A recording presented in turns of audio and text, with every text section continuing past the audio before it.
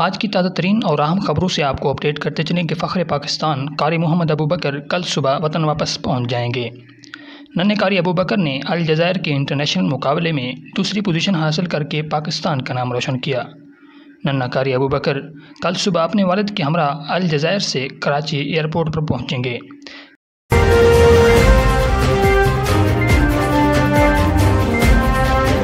بیت السلام کے تحت ہونے والے بہت بڑے فری آئی ٹی کورس کے ایڈمیشن اوپن ہیں۔ 30 سپتمبر رجسٹریشن کی آخری تاریخ رکھی گئی ہے۔ بیت السلام کے اس کورس کی تفصیل بیت السلام ویب سائٹ اور مدارس نیوز چینل پر دیکھی جا سکتی ہے۔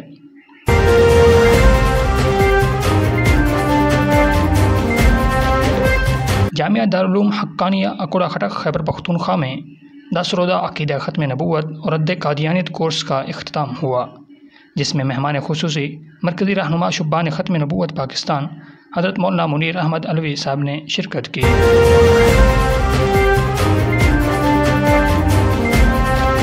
مدرسہ عبدالرحمن بن عوف چک عمرانی رجحان میں 12 اکتوبر کو ڈیرہ غازی خان میں منعقد ہونے والی تحفظ ختم نبوت کانفرنس کے سلسلے میں پیغام ختم نبوت کے عنوان پر دعوتی تقریب اور مقامی علماء کا مشاورتی اجلاس منعقد ہوا۔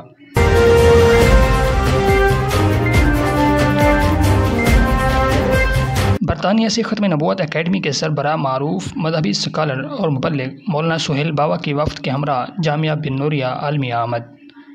جامعہ کے مختلف شعبہ جات کا مختصر دورہ اور نئے محتمم بن نوریہ حضرت مولانا فرحان نعیم سے ملاقات۔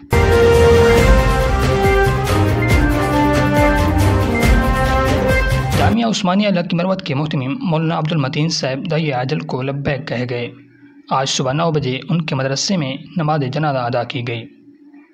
جامعہ اسلامیہ لوند خوڑ کا طالب علم حافظ سلمان کئی دن کی علالت کے بعد انتقال کر گیا۔ حافظ سلمان نے چند ماہ قبل قرآن مجید مکمل کیا تھا۔